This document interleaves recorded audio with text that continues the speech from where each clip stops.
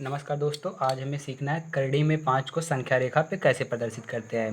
तो चलिए, सबसे पहले हमें एक लाइन खींचना होगा। यहाँ पे एक लाइन खींच लिया गया। यहाँ पे चलिए मान लेते हैं यहाँ का जो अंतिम बिंदु मान लेते हैं, यहाँ पे नाम इसका दे दिया गया ओ। अब आपको क्या करना है, प्रकार लेना है आपको, और यहाँ पे ओ पे रखना है, और प्रकार में कोई भी आप उचित त्रिज्या से, ठीक है, आपको क्या करना है, बराबर बराबर बिंदुओं पे चिन्हित कर लेना है इस संख्या रेखा पे। तो चलिए, फिर जहाँ पे ये कट रहा है यहाँ से फिर केंद्र मानेंगे, यहाँ पे चाप लगाएंगे। फिर यहाँ पे जो ये कट रहा है यहाँ से क्या करेंगे, हम चाप लगाएंगे, ठीक है। और इस प्रकार ये कहाँ तक जाएगा, ये इन्फिनिटी तक जाएगा।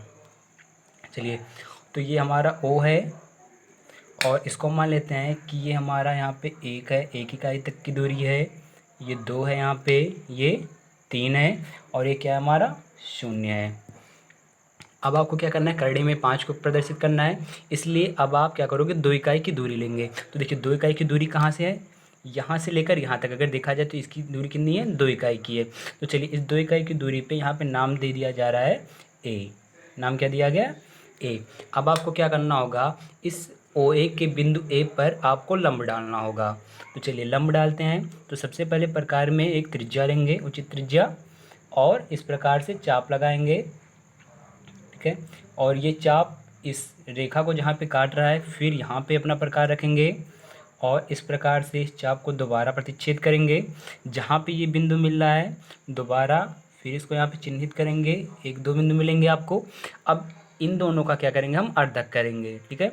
तो चलिए, आधे से अधिक की दूरी ली गई, और चाप लगाया गया ऊपर की तरफ, फिर पुनः इस बिंदु पे रखा गया, और ऊपर की तरफ चाप लगाया गया। अब हम क्या करेंगे, इस बिंदु ए से इस बिंदु को मिलाती हुई एक रेखा खींचेंगे। तो चलिए खींचते हैं रेखा। यहाँ पे आप लोग भी साथ में करते रहिएगा। ये रेखा खींची गई।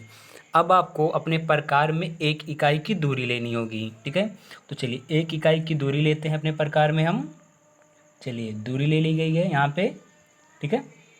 दूरी लेने के बाद आपको क्या करना है, ये जो लंब वाला रेखा आपने खींचा था इस पे चाप लगा देना है, ठीक है। 1 इकाई की दूरी को चिन्हित कर लेना है। तो चलिए मानते हैं जहाँ पे ये काट रहा है इसका भी कुछ नाम दे दे रहे हैं। चलिए, इसका नाम दे दिया गया बी, ठीक है। अब क्या करेंगे कि इस ओ से इस बी को मिलाएंगे, इस ओ से इस बी को मिला देते हैं। देखिए, इस ओ से इस बी को मिलाया गया यहाँ पे। तो चलिए, यहाँ पे आपने लंब डाला था, यानी कि 90 अंश का कोण बना था आपका।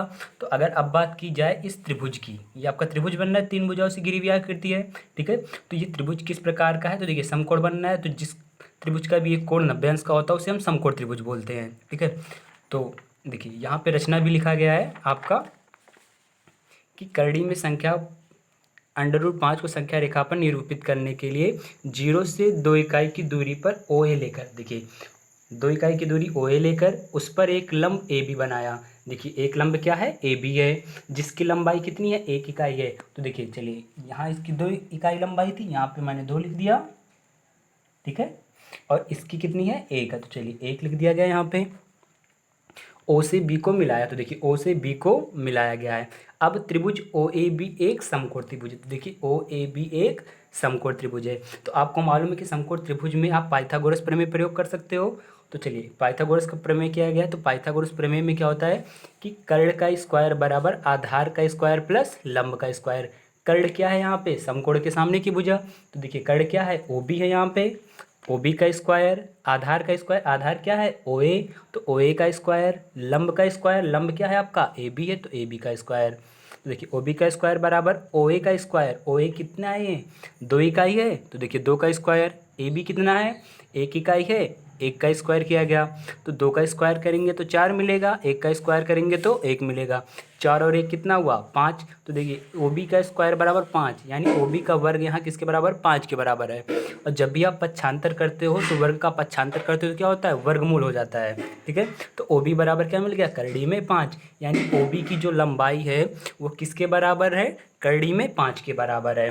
तो चलिए ओ बी यहाँ पे आपकी इसकी लंबाई मिल गई करड़ी में 5, यानी √5, ठीक है। अब आपको क्या करना है, अब ओ को केंद्र मानना है, ठीक है। अब ओ को केंद्र मानकर ठीक है, और ओ बी त्रिज्या लेनी है। ठीक है, तो चलिए प्रकार लेते हैं, आप लोग भी प्रकार निकालेंगे अब। और इस ओ को केंद्र मानना है हमें।